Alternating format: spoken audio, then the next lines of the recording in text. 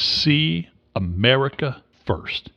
Until you've been to the crown jewels of our national parks, why in the hell would you want to go back to the world that our forebears left in a leaky boat called the Mayflower? That's interesting. You're proposing the political spectrum is a circle, not a left to right.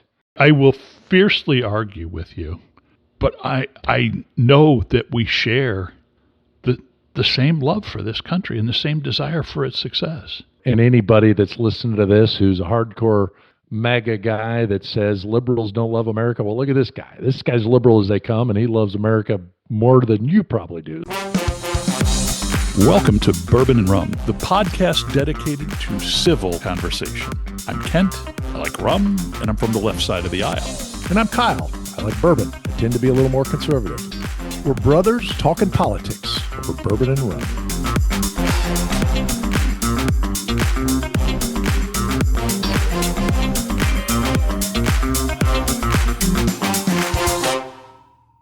What are you drinking? Well, as one of our listeners pointed out this week, I tend to really like E.H. Taylor, so I am drinking H. Taylor again, but I'm double-fisted because I got my normal small batch, but I found at a liquor store this week a bottle of rye at a really like MSRP, which is usually really hard to find. I'm probably telling you way too much detail, but I got to tasting it, and I use a ChatGPT, custom GPT on bourbon tasting, and I said, man, the rye really tastes a lot like the bourbon, and it was saying how EH's rye is much sweeter and richer than a lot of other rye, and it said you should try them both sometime at the same time, and so I'm like, well, I'll do that for the podcast, so perfect. What do you got going? I'm drinking a daiquiri made with Clark's Court rum. No relation, not sponsored, but it's one of the premier rums made on the island of Grenada, and I bought it there. And it's a white, unaged rum, and it is aromatic.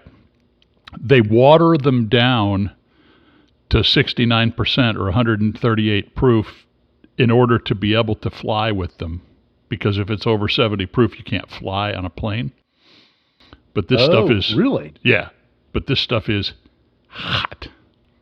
Interesting. How hot is it? Well, I mean, it's 69% alcohol. Oh, 115, 118, you said? 138.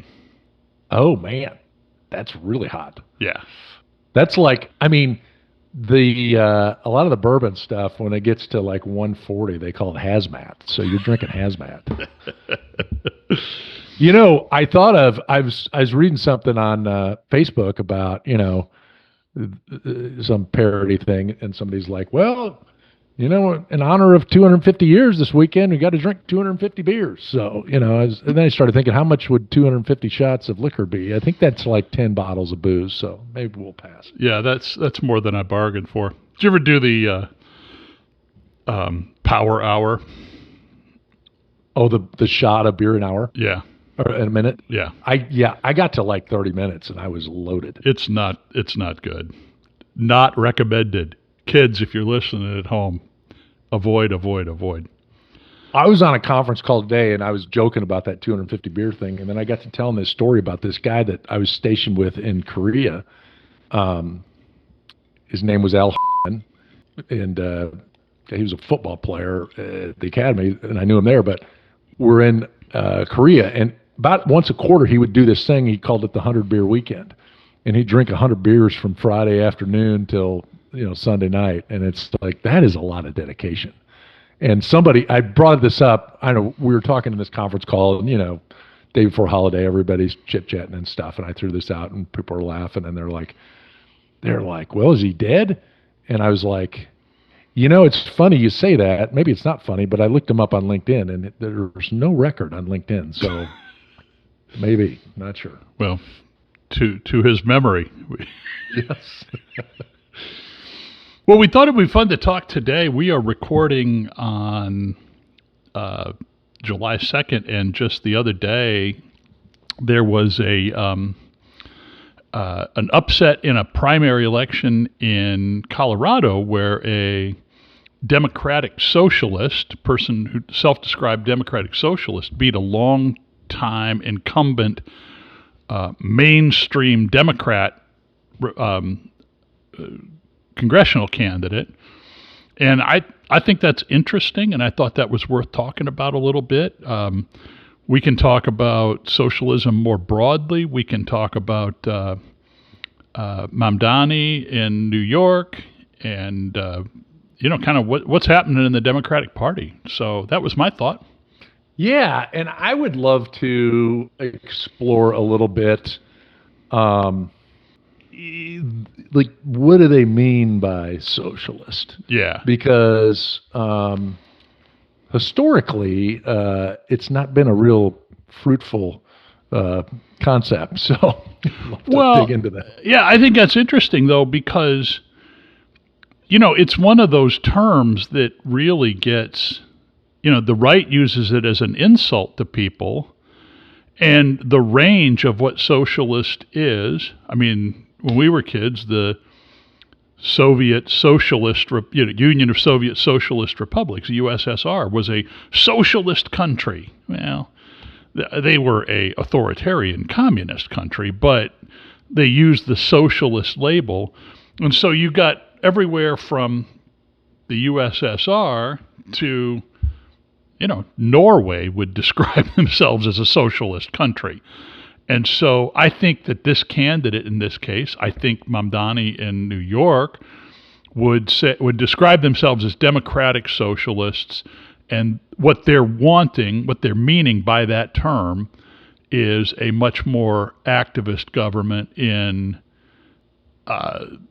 working on equalizing social inequities. I mean, I think it depends on who you ask. Bernie Sanders. I think it's a loaded term, because the way you describe it, like, hey, this is the fun side of socialism. We want to be like Norway. We want a big social safety net, all kinds of services and high taxes, but we still want it to be the people in charge, not the government in charge. Versus, I think where the right sees that is they see, that's step one to Venezuela, Karl Marx, and the Soviet Union, and it's very much it's a continuum, but it's a continuum toward much more power to the government, which means less power to the people. And I think if you think about it historically, the freer the government, the freer the economy, the more successful economies have been. I mean, capitalist societies have done more to elevate the standard of living than traditional heavy socialist countries. So a couple of responses. First of all, don't conflate and confuse political and governmental structure with economic system. I think this is a mistake that people often make. Socialism does not imply authoritarian government. Socialism is the economic system, and it puts government often in a position where government owns some, or in the USSR case, all means of production. I think you bring up a good point, in that I would argue that is precisely the problem, because you put so much. Yes, you're right. It's an economic situation, but it's also a governmental situation. The state, in traditional Marxism, private ownership ends and the government owns everything. Now, you may not necessarily think that's the case of the Democratic Socialists, but I guess my point is there's a reason why totalitarianism goes hand in hand with socialism, because you dump all the power and control to the government, and you're going to get somebody who wants to amass power and run everything. Well, it's certainly a weakness, but I gotta say I reject that a little bit. I'm a free market capitalist, you know that, and I'm in general much more of a free market capitalist. I think that we do have some responsibilities, and I think government has a role in mitigating some of the. You have to admit, I mean, even Adam Smith is going to say that capitalism has to have some guardrails, that capitalism without any regulation, any legislation is a dangerous thing, and it can completely steamroll the people and very much less a free society. So, let's not pretend that capitalism needs no guardrails. Okay, but if you looked at extremes and you looked at Karl Marxism, socialism versus unbridled capitalism, which of those two do you think you're going to have a better standard of living overall? Of those two, obviously capitalism. But you're also straw manning me on this because we're talking about, socialism, and all of a sudden the government is, the people have no power. And I'm saying, tell that to Western Europe. I mean, you might not like you might not want to live in Scandinavia, but I don't think on the, pick a measure, the Human Development Index. Okay. But that another good angle, and we've talked about this before,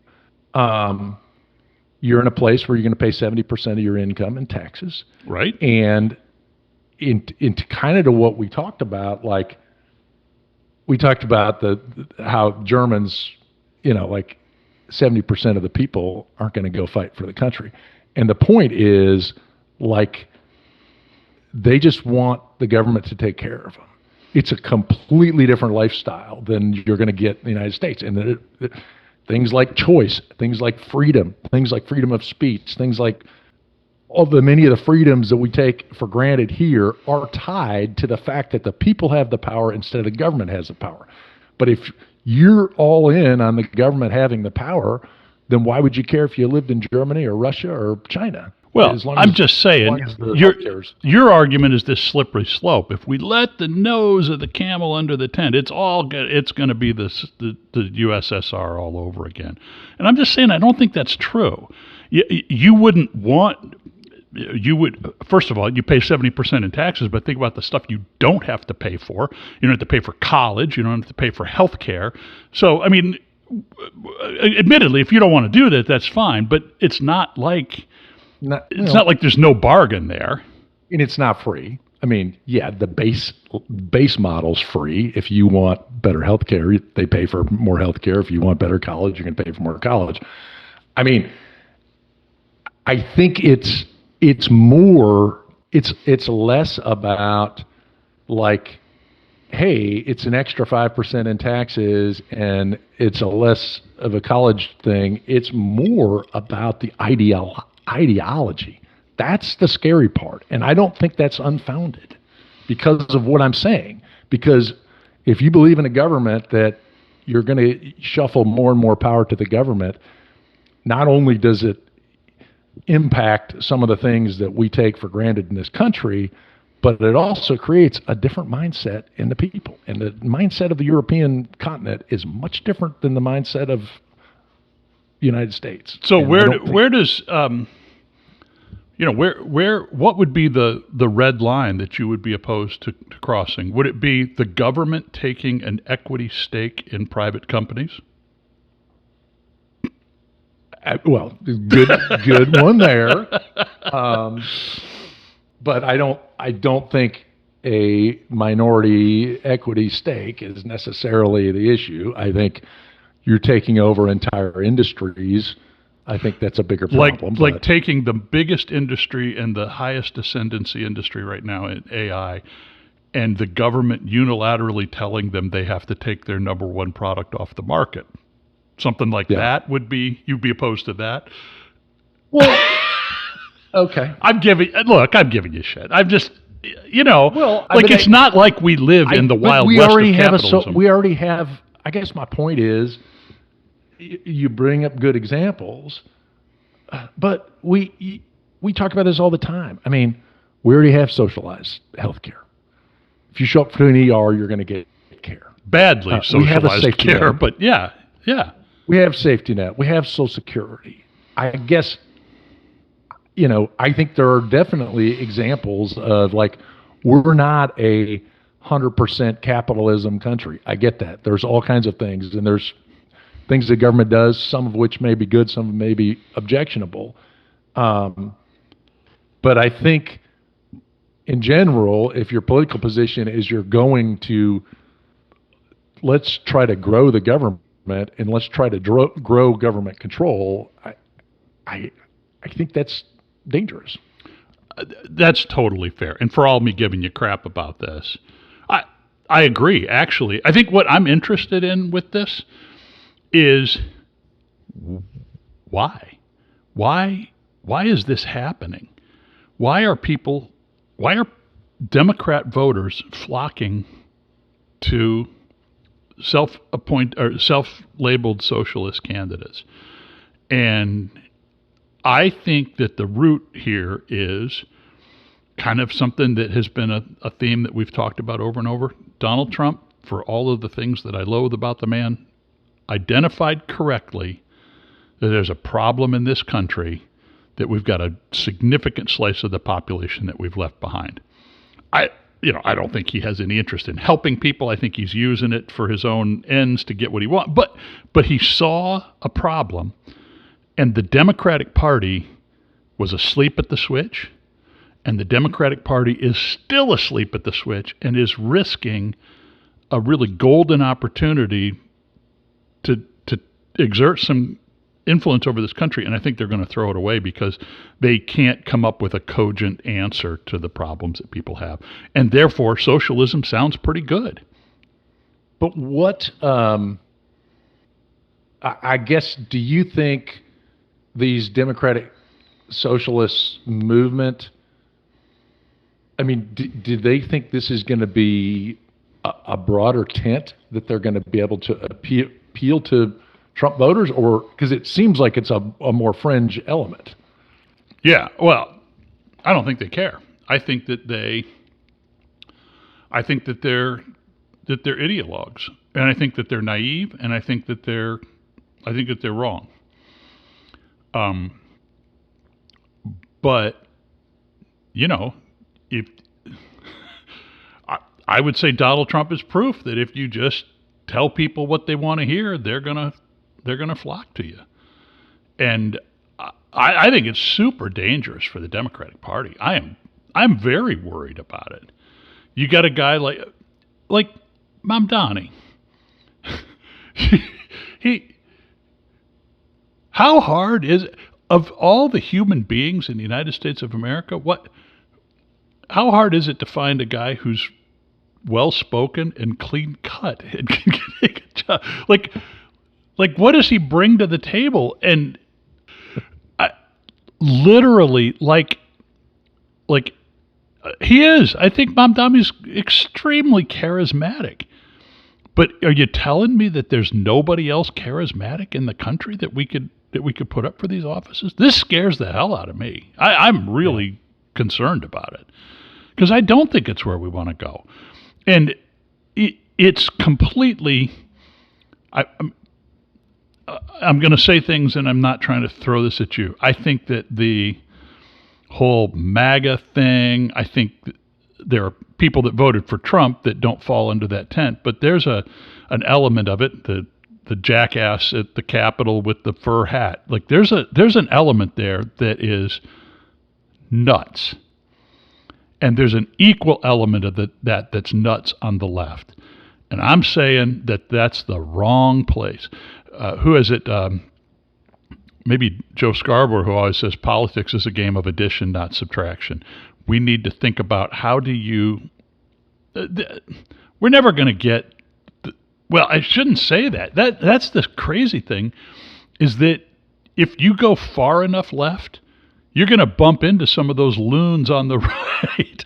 People that are literally just like hate it all, burn it all down. And I'm very worried about it. That's interesting. You're proposing the political spectrum is a circle, not a left to right. Well, how much kinship do you feel with the guy that crapped on the speaker's desk on January 6th? Maybe a lot. I don't know. Like that's not you. You want to vote things differently. You don't want to burn things to the ground. And well, I mean, it's just poop. It wasn't burning. Okay.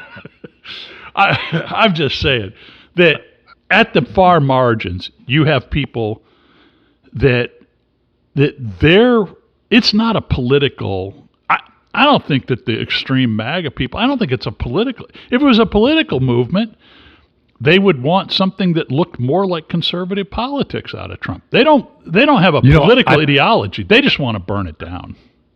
I don't know if I told you. I think I told you this is a couple of years ago. It was the last time I posted on Twitter.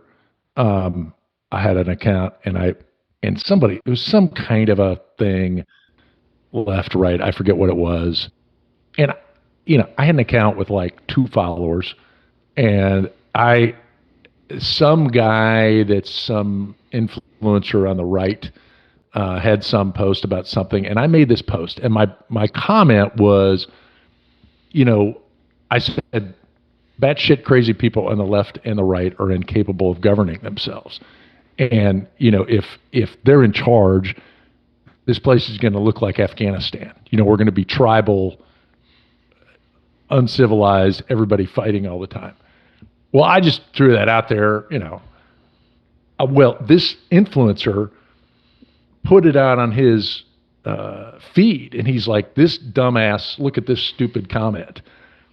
There were like 70,000 comments. I mean, it went viral. Like, I know it's probably not viral in the real sense, but it was scary reading it. The people are crazy, and these people are crazy. You're like, listen, you, like, some guys like, you son of a bitch, you've never been to Afghanistan, you don't know anything about Afghanistan. I'm like, no, I don't. But it's just, people are nuts. I canceled my account that day, but it's like, you're right. I mean, I think people on both sides, that is a fascinating thing to think about. Is it a circular situation and not a spectrum? Like, if you took the most extreme on both sides, you could probably put them in a room, and there's crap they would agree with each other about. A ton. And this is, I've been, I've been talking about this a lot. Some of the stuff that Trump does, we've talked about this before. Reagan would not recognize, okay. But there's people that love him just simply because he flies in the face of everything that, again, marketer in chief, our guest that we talked about last week. If you haven't seen that episode, by all means, check out the Howard Polson episode. But he said, make Trump the marketer in chief. I mean, he's drained the swamp. He that resonates with people because people do think it's all corrupt and terrible, and it is. I don't know. Just looking at Mamdani's, I don't know if I'm saying that right, I don't know. Mamdani, but looking at some of his tenets of his thing, is basically making New York more affordable is a big piece of it. So like free city buses, it's like, okay, free child care, free city buses, city-owned grocery stores, and they all sound good, but it's like, it'll be interesting to see, like, the people, like the constituency that wants that stuff, they're not going to have any knowledge or care about the downstream impacts of that. And right. That's, I think, part of the challenge there.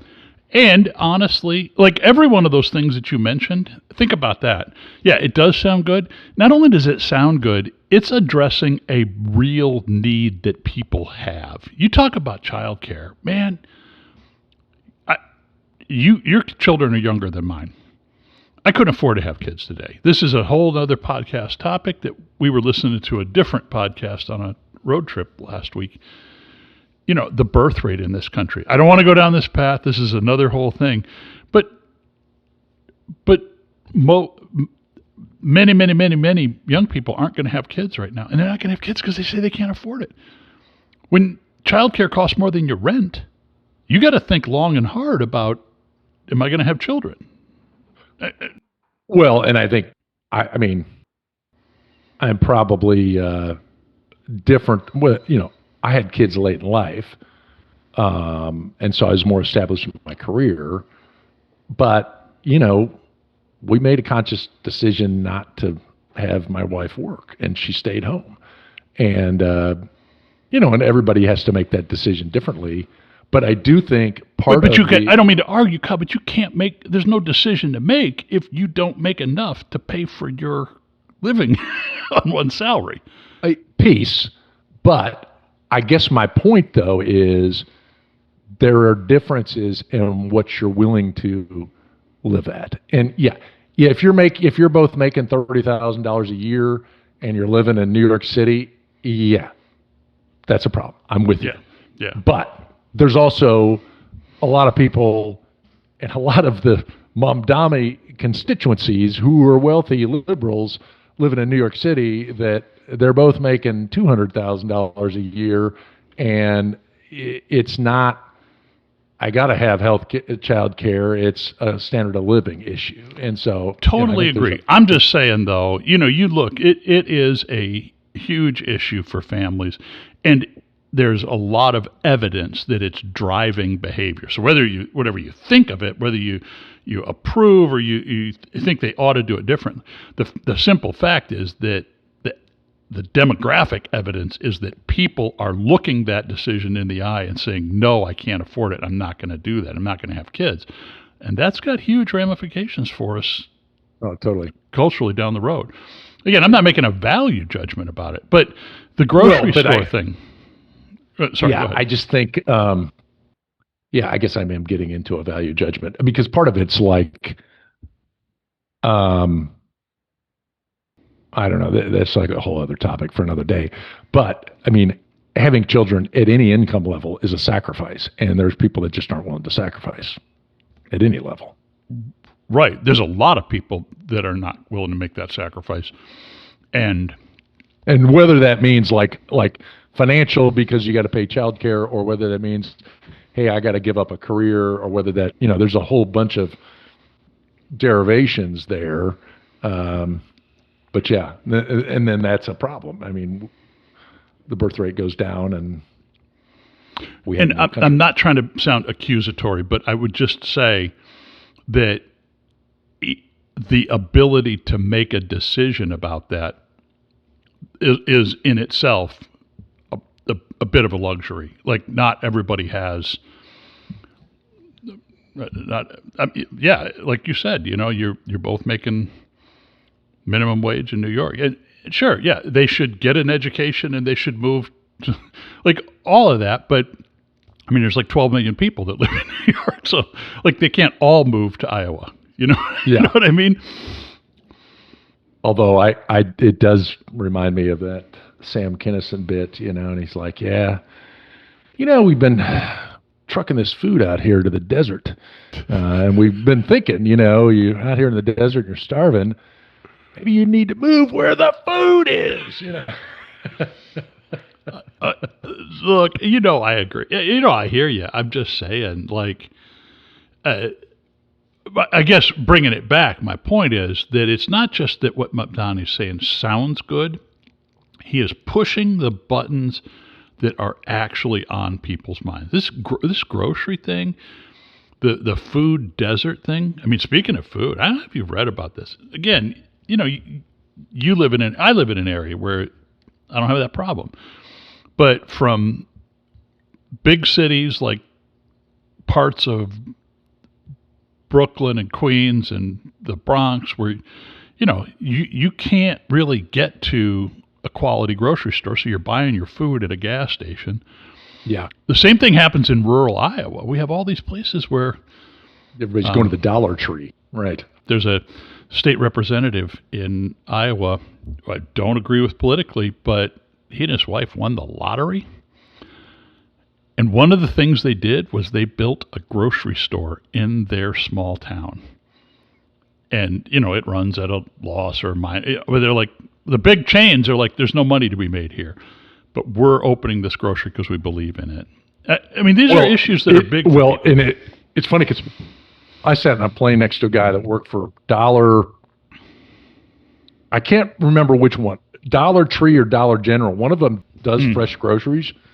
But he was saying, he was talking about what a huge problem it is, like rural Texas and these little towns, because, they're going to buy lettuce and it's all going to go bad. And so nobody does it. And so then, and then everybody's eating Cheetos 24/7. Because that's all you can get.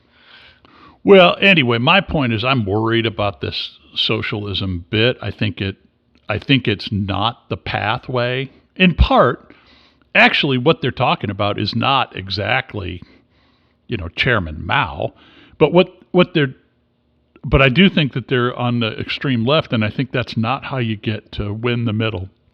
And I think winning the middle is the whole game right now. Well, and it's just, again, these popular policies, the impacts of these policies aren't going to be felt for years to come. And so everybody's like, yeah, free bus sounds good. It doesn't cost much. But then, nobody's really thinking about the long-term impact of it either. Yeah. So, it certainly seems like in specific regions, that could be a really good strategy. Because if everybody thinks, hey, we're going to get free stuff, that may resonate with the right demographic. You get the right demographics interested, but then it becomes, how sellable is that on a national stage once you start seeing the impact of all these policies? Yeah. Well, and the other thing, I would be remiss if I didn't poke at you a little bit to say this, we're going to get free stuff thing. I don't see a moral difference between free buses and rent control and cheap groceries than tax cuts targeted at specific wealthy populations. I mean, you can make the case that they're going to reinvest the money into production, but we got a lot of handouts that are happening for the rich too. Yeah, but are the free buses going to result in more jobs? No, but I think it's also, I understand. Look, I'm pretty familiar with economics, and I know the theory behind giving corporate tax cuts. But then the corporations I don't go mean back corporate tax cuts. I mean tax cuts for the wealthy who own businesses and employ people. How many?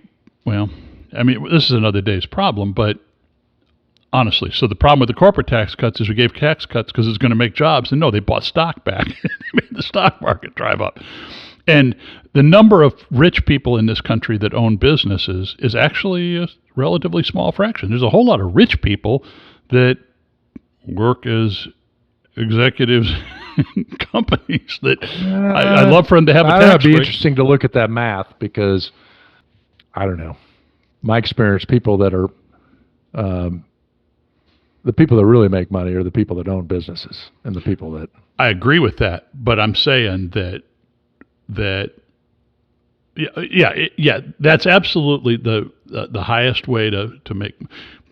From my long career in higher education and seeking donations from rich alumni, my advice, if you're like 12 right now, is get an undergraduate degree in engineering and an MBA from a good school. That's the pathway to making big coin. But there's a lot of people that fall under the wealthy that are not capitalists. They're not business owners. They're not creating jobs. They're just padding their pockets. And I wouldn't put myself in the category of the rich, but tax cut to me is nice, but it does not affect the economy. I'm not hiring people. I don't even hire somebody to do my lawn. The HOA does that. So I like the tax cuts, but it's money wasted. Yeah, no, I mean, at least the math I look up, quick math. I mean, people in the top 1%, majority of those people own businesses. Yes. They didn't get there working at a company. Agree, but look at the top 5%, look at the top 10%, and those are where, Yeah, but so let's, what is the annual income to be in the top 1%? That'd be a good question. I'm going to say it's $500,000 to $1 million. 1%, yeah, because I think 10%'s 200 or something. Yeah, it's about $600K. Okay. Top 10%, I would say, is probably household income in the twos, something like that. But most of these, I bet top 10 is like one something. Top 10 is 175,000.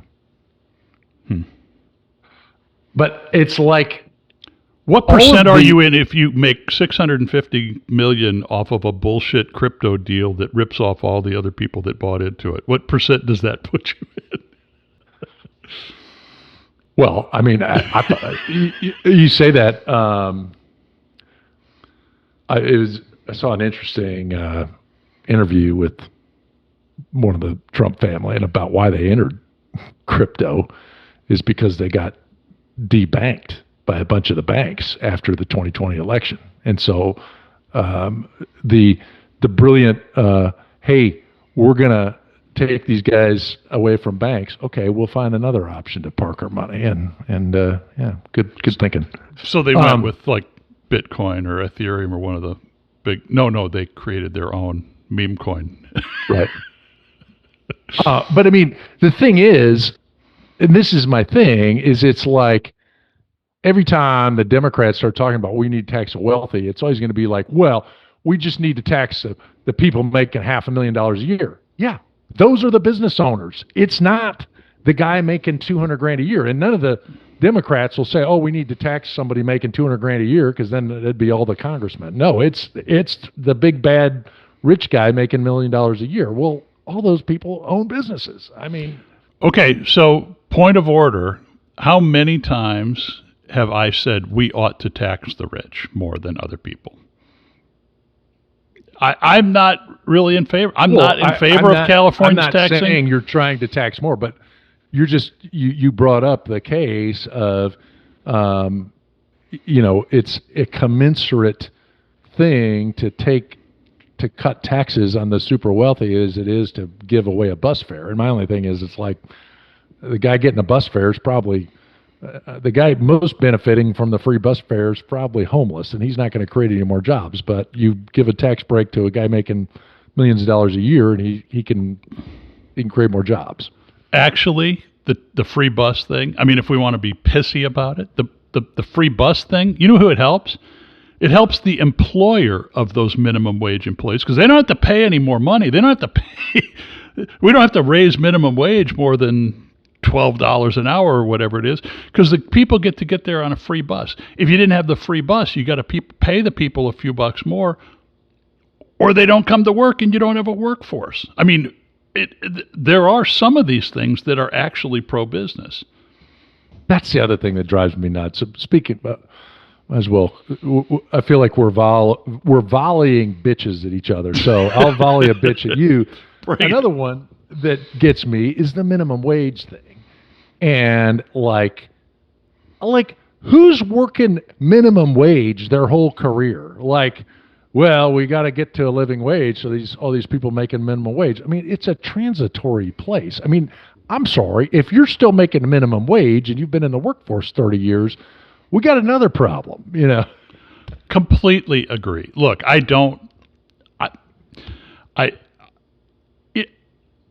it's economically, changing the minimum wage is a is a nothing burger. But in terms of messaging, like you're right that I don't disagree with anything that you said. But because of that, why the hell not increase it by $5 as a token measure? Like it does. If it doesn't matter, then it doesn't matter. Why fight it? It does matter if you're a small business. Oh, come on. The same logic applies, right? Like if you're still working at minimum wage later in your career, like if your business, if the difference between you being in business or not is a couple of bucks an hour, you're maybe in a wrong business. I don't think it's about being in business. It's just math. I mean, you have a finite amount of money to pay people. And if the wages go up in certain areas, you're just not going to hire people. I mean, the $5 increase in minimum wage, it's not going to help a single mother with 2 kids. You know what it's going to do? It's going to give my kid an extra $5 an hour when they get their first job. You're right. I don't disagree. The Brahms that was going to hire her to scoop ice cream, if they hired 3 kids, they're going to hire 2 kids. And so, I don't know. It's just. No, you're not wrong. And I'm not, again, I'm not, I don't think it's an economics thing, but it's kind of like, well, I don't know. So bitching, here's my bitch. The tip jar everywhere. Oh gosh. I'm done. And here, okay, so the problem is that you got to look people in the eye, and when they say it's going to ask you a few questions, my answer to the question is no. And it's not because but hell no. And not because I don't care about the people, but every time I tip in a situation like that, who am I benefiting? Who benefits from me tipping the person at the drive-thru at the smoothie shack? Who benefits? Not me, right? Because I was going to get my smoothie one way or the other.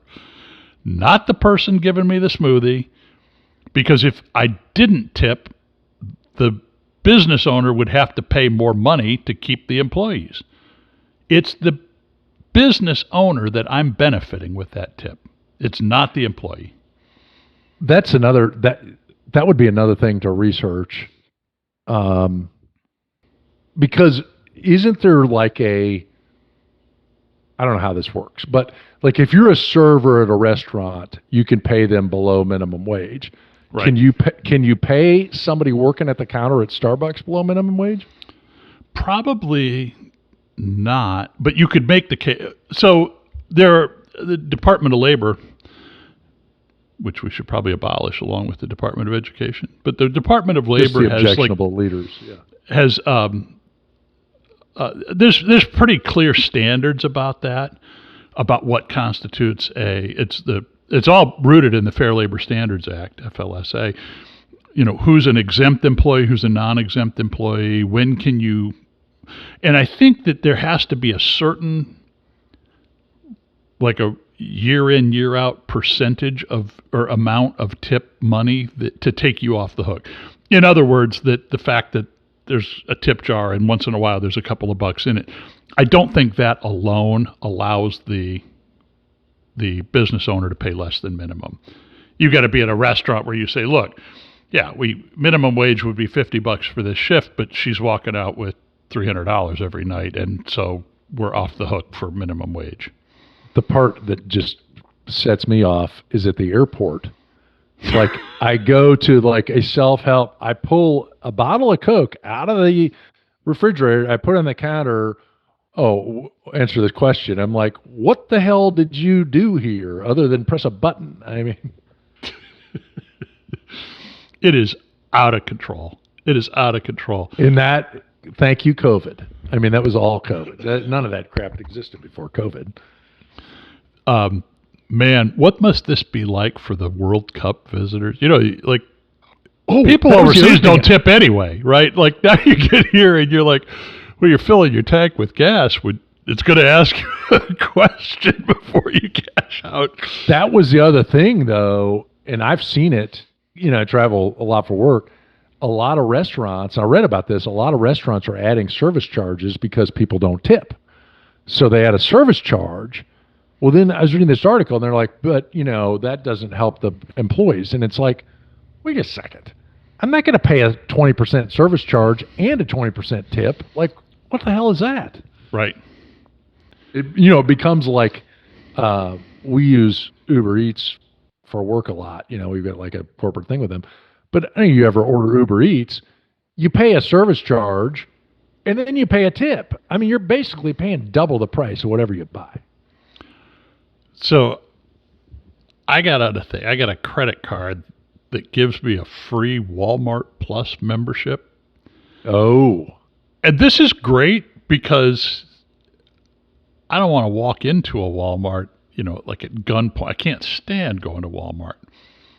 But ordering online... None of your people are at Walmart. It's not my tribe.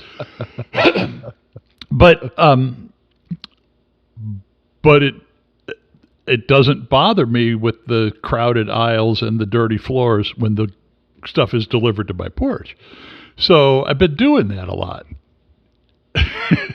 But, every time it wants you to give a tip, and again, I'm in favor of a tip, but we're talking about there's a $10 service charge on this.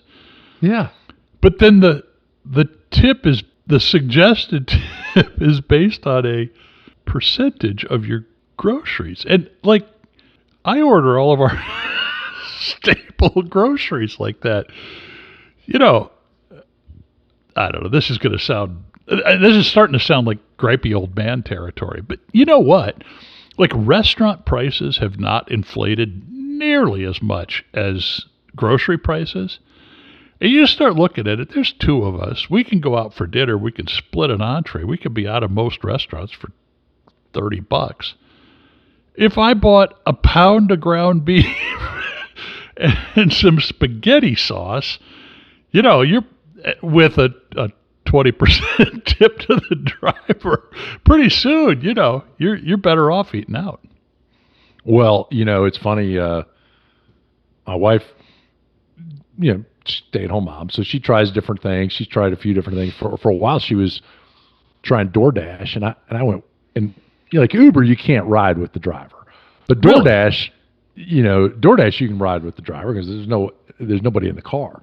So we did a few dates of DoorDash because I was so fascinated by it. She's driving DoorDash. I'm just riding because I'm just fascinated in what the hell people order. And, I don't mean to sound this negative, but it's kind of like you're never delivering DoorDash to some fancy home. You're living DoorDash to apartments.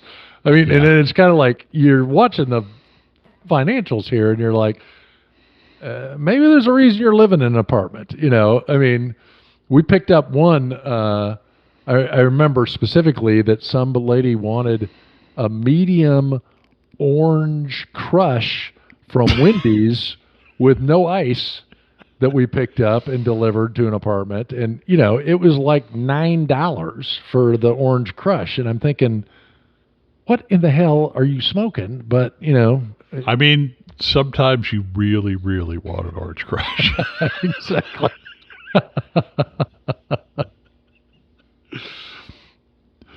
Yeah, I don't know. It seems unsustainable to me. Like, this is not going to continue, and you're going to have people like me that backlash against it, and you're going to have people that continue to tip 20% on their grocery order. Like, where's that headed? Because I just don't see that as a status that doesn't change. That does not seem stable to me. And how did, and maybe it relates back to our socialism conversation. Why isn't it a thing in Europe? Yeah. That's a good question. Are Americans just better people than Europeans? Or are Americans bigger suckers than Europeans? Well, I think it comes down to, at least when I'm researching here, it comes down to the servers in Europe are paid a different wage. It's a higher wage. But okay, so here's another thing. I've looked at some wages in Europe, and I don't know if it's my industry or others. Not in my current role, but in my last job, we would hired a few people in Europe, and like same job, the wage in Europe was much lower than in the U.S. And then what's odd to me is, I'm paying, some amount to some guy in the Netherlands. Well, he's got to pay 75% or whatever in income tax, yet he's making less. And then, I go visit him, and it seems like he's out traveling, he's doing stuff. It seems like his standard of living is higher. So it doesn't make sense to me. It doesn't add up. Yeah, I wonder about that. I mean, there's a whole lot to break down, but, one of the things I wonder about is, you mentioned travel. I'm probably right now 1,000 miles from the nearest beach, ocean beach. You think there's anywhere in Europe that you're 1,000 miles from the beach? And what's funny about that is I was talking to my boss earlier this week, and my boss lives in the UK, and he's like, "Hey, I'm taking Thursday, Friday off." I'm like, "Oh, that's cool. What you doing?" "Oh, wife and I just popping down to Venice for a couple of days." And then it's, you start talking about it, and it's like, yeah, that's like the equivalence of me saying, "Yeah, the wife and I are going to Oklahoma City this weekend." It's like, right. It's not exotic. Yeah. I mean, it's exotic maybe, but not that big a deal. Yeah. I mean, I guess, that's part of it. You have this concentration of things that mean that, how do you define standard of living? That would be an interesting podcast episode all its own. What constitutes a high standard of living? Okay, now let me go down a path there, and I'm going to make this personal, Kent, and I'm going to take it to you right here. Okay, this bothers me about you, and not like bothers me, but it intrigues me about you. You're liberal. You talk about Norway. You talk about these things. You've traveled the world. You and your spouse have traveled a lot. You never go to Europe. Why aren't you going to Europe? You'd love Europe. I love Europe. I'm not a socialist. I love Europe. I love going to Europe, and you never go. Why is that? Yeah, it's a good question. Time is more scarce to me than dollars, for one. And honestly, my time off, my recreation, the things that matter to me are more defined by landscape.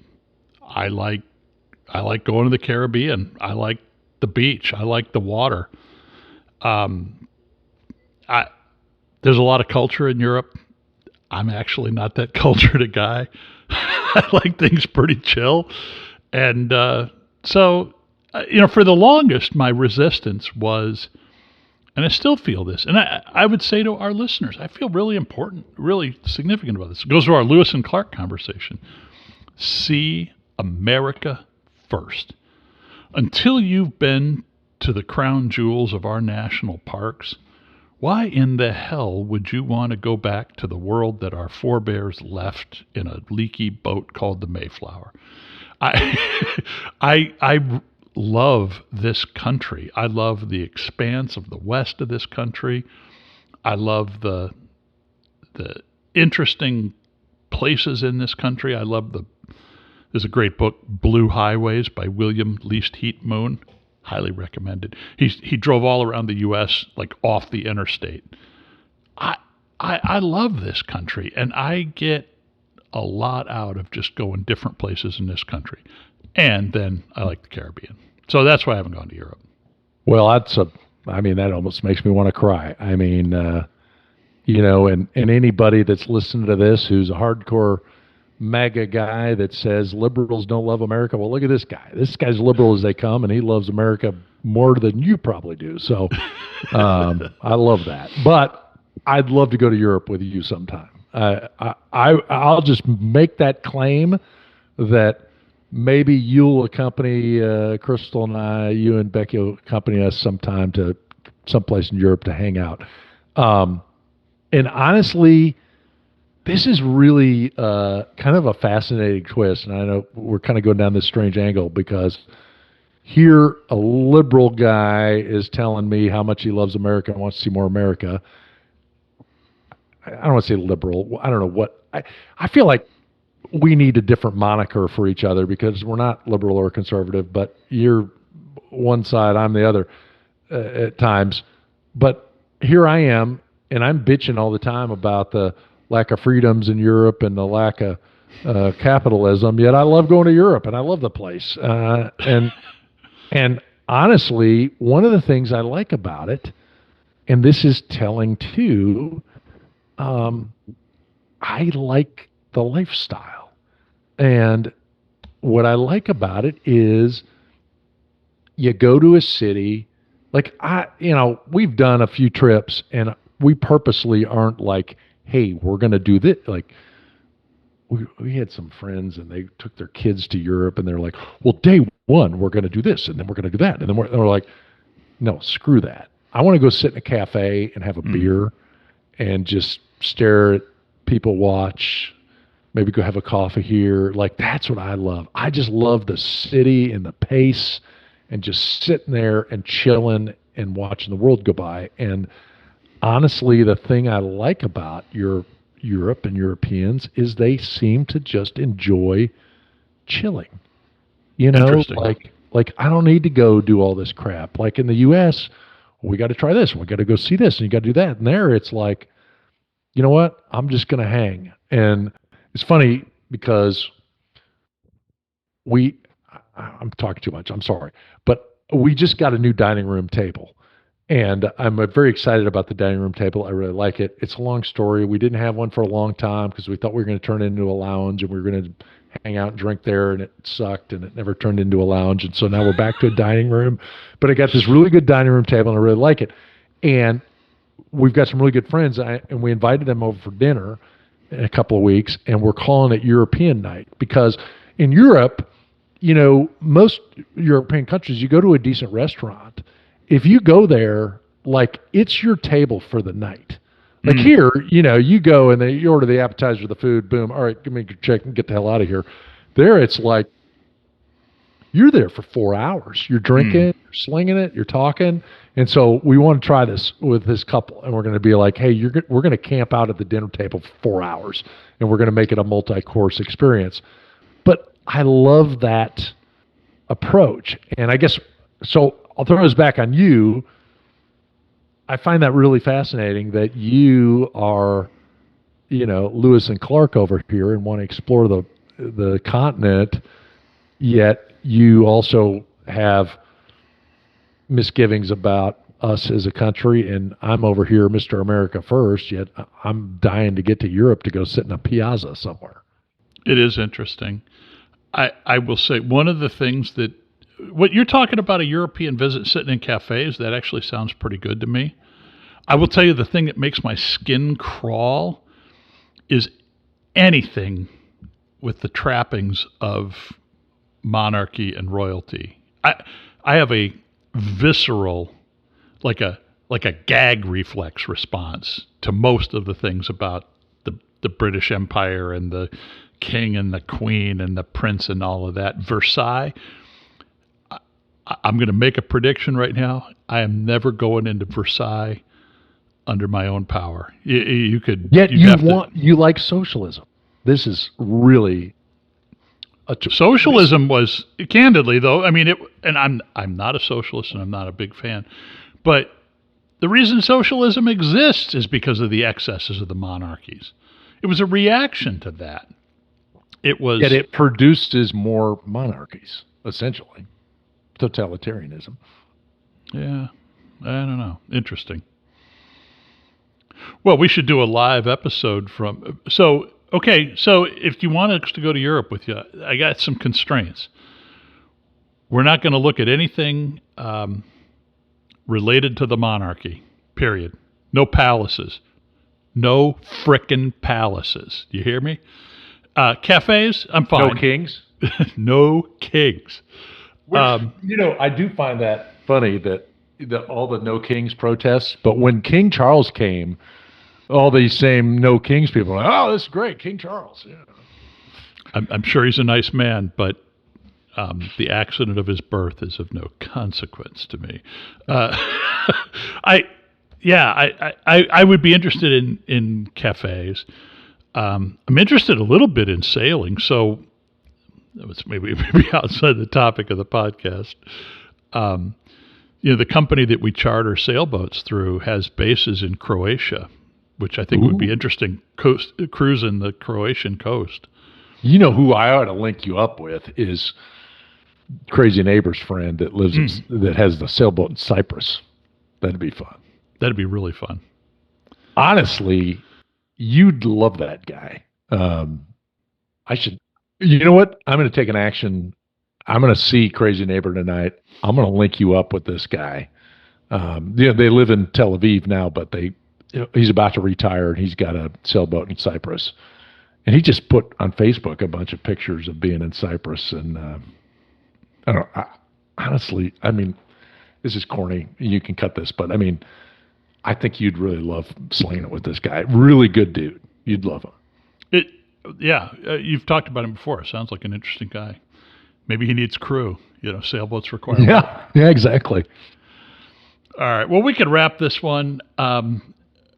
On the record, I am worried about democratic socialism taking our eye off the ball. The goal should be to win the middle of America, the people that are feeling left out by both parties. That ought to be our goal. I'm scared by this, and I think we need to move past it. Well, this guy here that loves going to socialist European countries and drinking beer and drinking coffee, I'm excited about the Democratic Socialists because I think it's going to ensure that Republicans win for a long time. So we'll see. Who knows? All right, Kent. Hey, this podcast won't be out for a few days, but we are about to celebrate the 250th anniversary here, and exciting times. And you know what? I don't want to sound corny, but I would say I think the founding fathers would appreciate our podcast. I will say I think that's about as true a statement as I've ever heard. I really think, so hubris here. I think when we're doing this, there's a little bit of us channeling Hamilton and Jefferson. Like, that's how this works. And candidly, one of the limitations, one of the things that the Constitution is bumping up against now is taking what was at the time a small nation dominated by gentlemen and businessmen, men at the time. I mean, that's what it was. And politics was local then. People, the Sons of Liberty met around in Boston and talked about this stuff. It was personal to them, and it was personal in a dialogue way. The feuds, the disagreements were deep and personal. Okay, so to that end, in honor of them, better make sure I get this right. I don't know what the year was, but Thomas Jefferson and John Adams were at odds for years, really deeply disagreed about the future of the country. I might have to take a break and Google this and get this story right, because I don't know what year it was. They died on the same day. Wow. And Adams is, because, there wasn't a telegraph then, but in Adams is on his deathbed, he was looking and smiled and nodded, looking, and I imagine this guy looking back over the course of his life, John Adams, president, founder, and he just before he died, he said, with an air of satisfaction, Thomas Jefferson still lives. There was a fondness for Jefferson, who was his mortal enemy. Wow. And, honestly, they couldn't have been more apart politically, but there was a mutual respect for guys who had stood in the gap in the time of this nation's birth. And I aspire to that. I will fiercely argue with you, but I know that we share the same love for this country and the same desire for its success. Totally.